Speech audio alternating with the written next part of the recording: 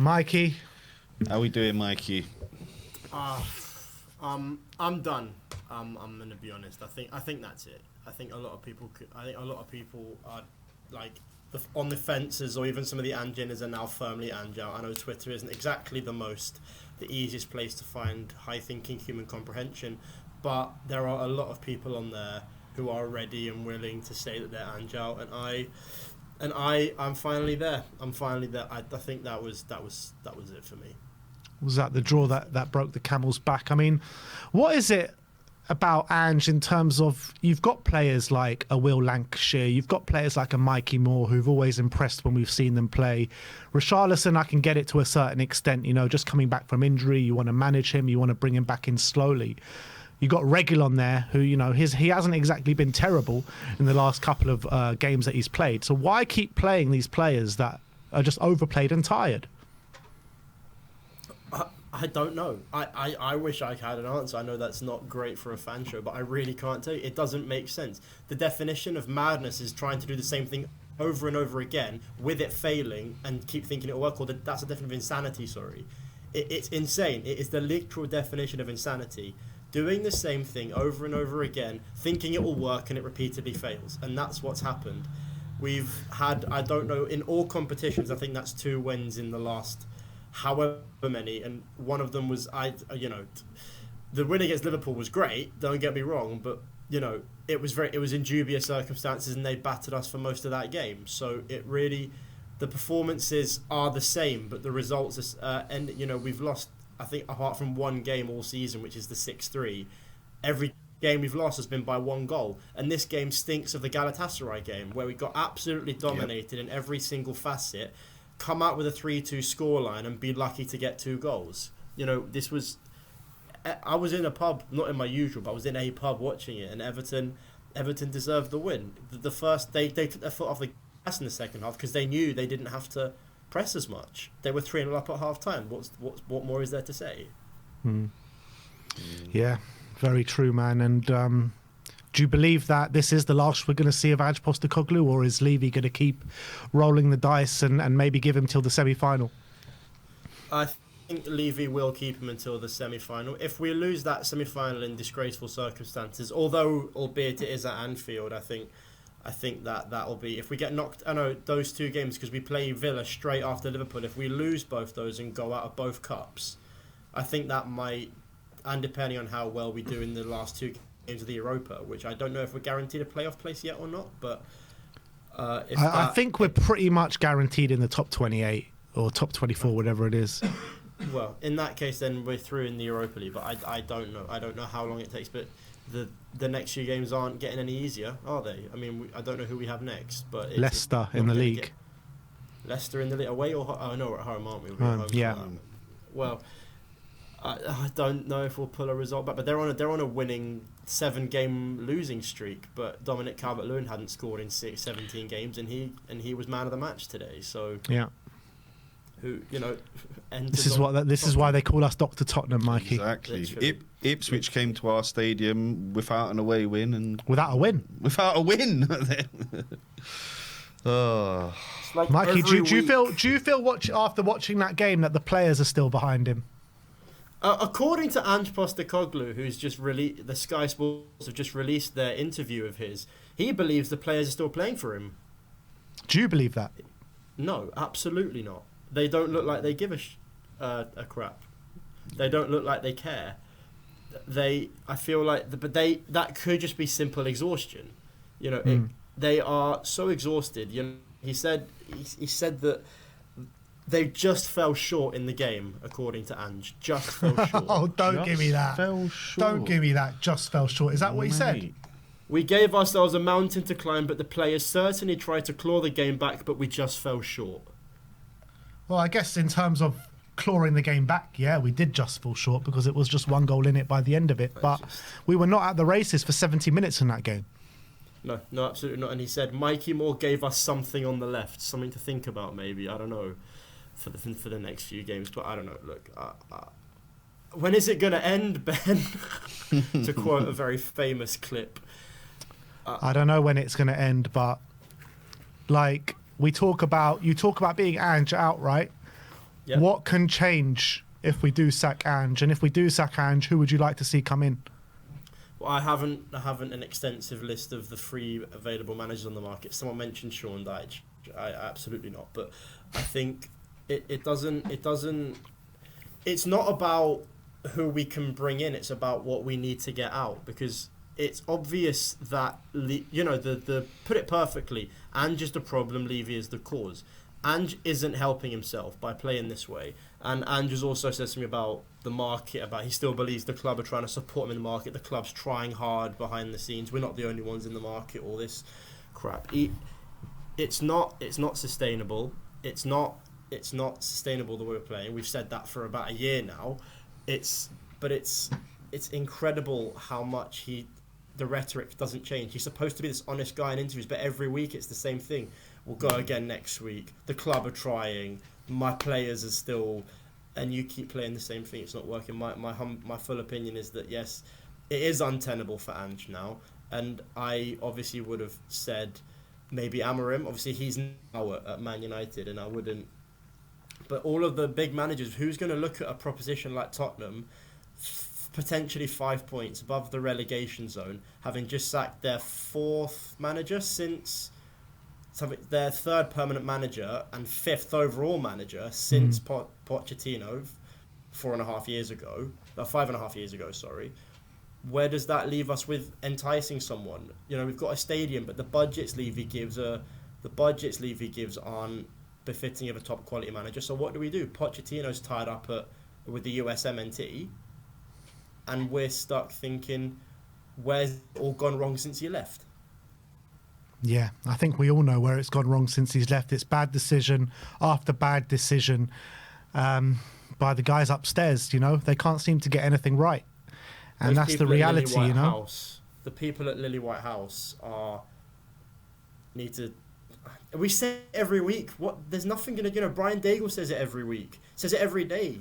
What's going to change? They need to have a look at themselves. I would have rather this game. This is actually I wouldn't rather, but if this game ended 3-0, it makes it easier to sack Ange. It makes it harder for him to defend himself. But with a 3-2 scoreline, the average fan will look and think, so close, and that.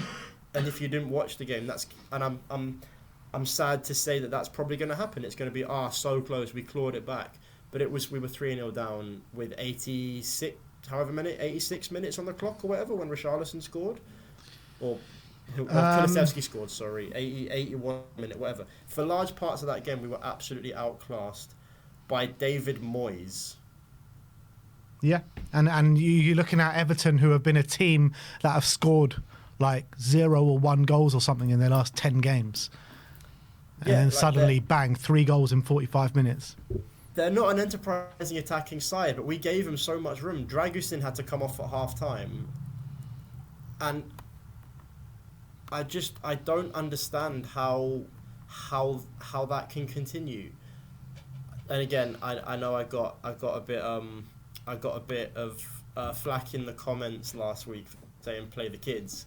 That's not. I don't think that's the answer personally. I think that's just an option. But this cannot continue simply because it's not going to, but it will if we keep persisting with the system that isn't working. It's insanity. It really is. Mikey, though, here's the thing. You say playing the kids isn't part of the, or it's maybe a small part of the solution. I actually disagree with you. I think it's a huge part of the solution, because you look at Mikey Moore when he came on, 17 years old, injected pace into the game, pulled us back completely into the game from nothing, basically, just taking his man on, got a wonderful assist. And if you're looking back at the previous 5 games, some of our best players are our younger players, Spence, Bergvall, Archie Gray.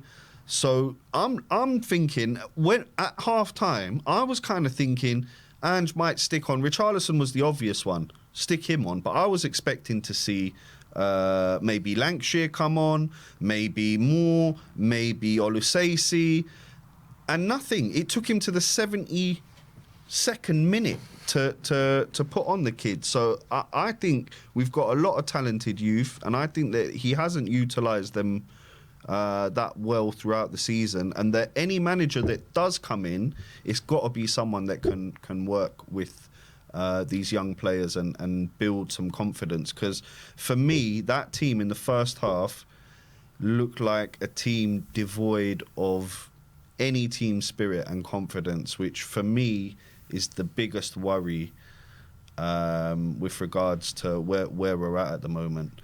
Where are you on the relegation battle, Mikey? Are we in a scrap for our lives here?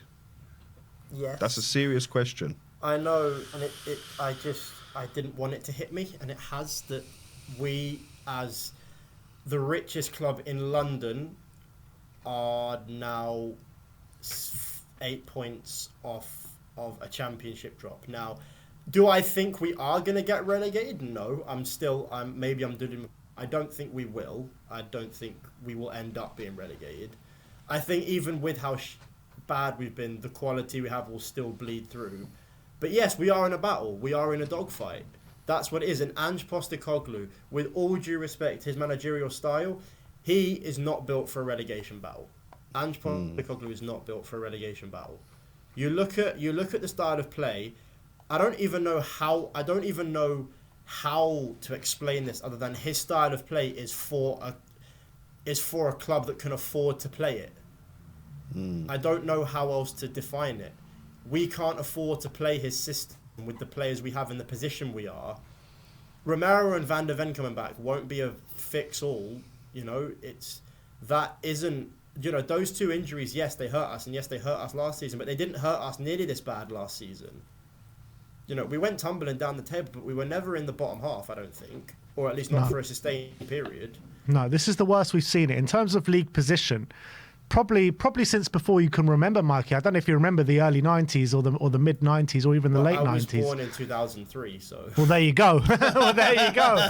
You know what I mean? Like, people of mine and Amir's age, we just about remember it. We were young kids at that time, and this is the worst it's been since then. Yeah. My earliest memories are Harry Redknapp, but my earliest... Well, there you go. You don't know how good you've had it, Mikey. You don't know how good you've had it. Good life. Well, now I know how bad you guys have had it. No, this is humour's the only way you can cope with it. This is genuinely awful. This is embarrassing. We are in a relegation fight. And these players, we have a former Premier League Golden Boot winner in our ranks who is supposed to be our captain, and I haven't seen a single ounce of leadership from him. He's taken accountability, sure, but we have 3 players over the age of 30, one of which is now a 4th choice goalkeeper, one of which is Ben Davis, who I thought, he was okay today, but he was playing against the most aerially dominant striker in the entire league, not named Erling Haaland. Dominic Calvert-Lewin, the one thing he's got, even when he's out, even when he's not scoring, he is a menace in the air. He is the most aerially gifted striker I think I've ever seen. And, well, Peter Crouch aside, and it showed. Dragusin couldn't cope with him. The pace of Iliman Ndiaye, what a player, by the way. Every time I watch this guy, I think we were linked with him a couple of times. I cannot believe we didn't go for that. That is one hell of a player. And if Everton do get relegated, someone's going to have an absolute bargain on their hands, because he is one mad baller. He is so good. But we got torn to shreds, and I think playing the kids will help, but it won't solve everything, because we saw, I think Mikey Moore started a game against Crystal Palace earlier this season. I don't think it went that well. No, it didn't. We lost. Yeah, well, surprise, surprise. And I saw a stat since the Chelsea game when it all went wrong in the 4-1, which I was at, that I think we've played 49 games since then, and Ange has lost 23 of them. It's not half, but it's just under half. We've won 19, drawn 7, and lost the other how many? It's not sustainable. And I hate the fact that we have to say that we're in a relegation battle with esteemed company. Don't get me wrong, Manchester United are well and truly down here with us, but Southampton aside, we are fighting these teams to stay up, and it's sad. It really is. Very sad, Mikey, but thank you for coming on today, mate, and we'll see you next time. Yeah.